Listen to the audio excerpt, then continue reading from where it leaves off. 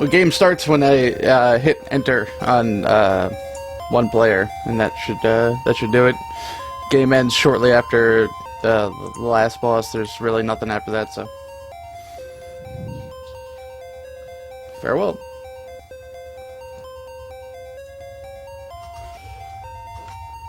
Alright, hi, I'm Jam Evil. I'm going to be doing the Karate Kid here on the Best of NES Marathon. Thank you all for having me. And here, I'm going to count it down real quick, and we'll get through this. It's loosely based on the movie, so get ready for some nostalgic remembering of your favorite movie scenes from the Karate Kid. So, 3, 2, 1, let's go. So basically, you have two moves in the game. You have a kick and a punch. And basically, you want to use the kick pretty much 99.9% of the time. You will see me throw a few punches here and there on the second official level. This is just like a learning level. You'll remember the tournament from the movie, and this is kind of based on that, so... unfortunately, there is no sweep the leg. I would love to be able to do that, but you can do a little down kick. But basically, you want to try to just keep progressing through these levels as fast as possible by ramming against enemies. Jump kick is actually the most efficient way to kill them. You don't lose any time, but it's not always the most reliant. And if you get caught between two enemies on any point during the game, you will get smashed pretty hard. So you want to try to minimize the amount of damage while progressing.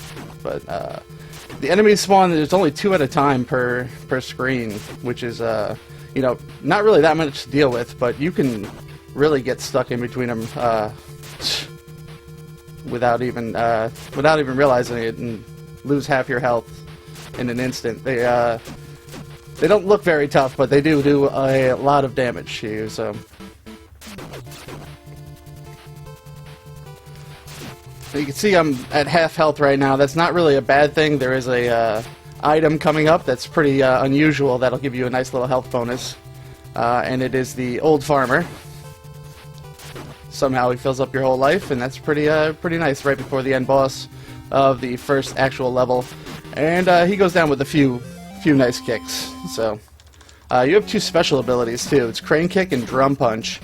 By not moving and hitting the kick or punch button, you will throw the special ability out, which does double damage, and in some cases is just better on bosses and the enemies in level 3, which become a little bit stronger, and they end up taking 2 hits instead of 1, as the previous enemies did. This stage there's a lot of random factors to it. There's the birds that are flying at you, and the sticks. So this is supposed to be simulating a typhoon. They pretty much nailed it, you know. This is exactly what I imagined a typhoon to be like. But you see the little C's that keep dropping on the ground? Those are extra crane kicks. I don't necessarily need those. I just want to keep 1 for the last stage, and that's about it. Besides that, it's not really a big deal that I collect them. This is the most hairy part of the game right here, or of the level and the entire game, is just trying to make it through these. These pitfalls are insta-deaths, and these guys, these enemies tend to knock you in there more often than not. And also you can misjump really easily because the jump input is actually the up button on the controller, which is on the D-pad, which is like probably the worst position ever for a jump button, but a few games did it. It was popular back in the day, and they stuck with it. So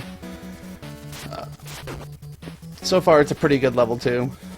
There's nothing really eventful with level 3. It's a really short game with just these few levels, so as long as I have the 1 crane kick for level 3, we should be able to sneak our way through. We're going to do it stealth style. Don't normally see stealth in a kung fu game or karate game, but today we're going to use it, and it should pay off in the end. So we're going to wait for 2 enemies to get right here, and then we're just going to outrun them. Ooh, you can see how quickly they take your damage when they pin you in a corner like that. I lost almost a little bit more than half my health right there. That could have been really bad, but basically you just want to let them follow you on screen until you get towards the end of the level, and with a few key jumps they fall into water and you can progress to the last boss.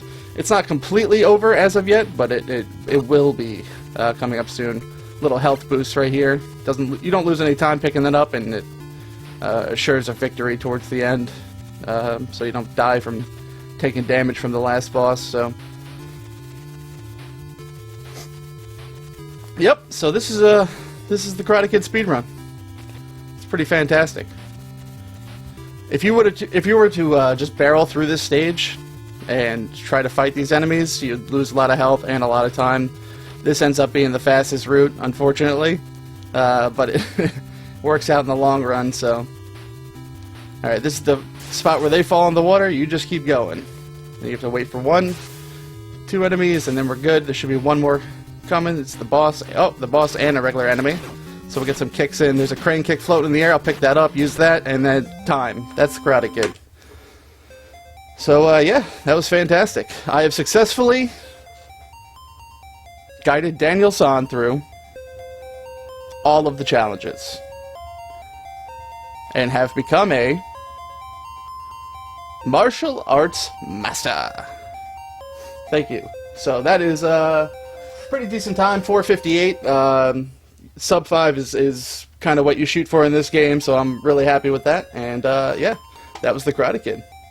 So, sorry for such a short game.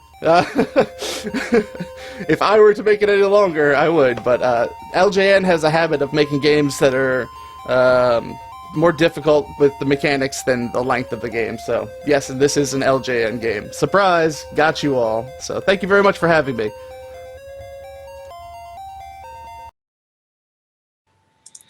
All right. Thanks so much for that.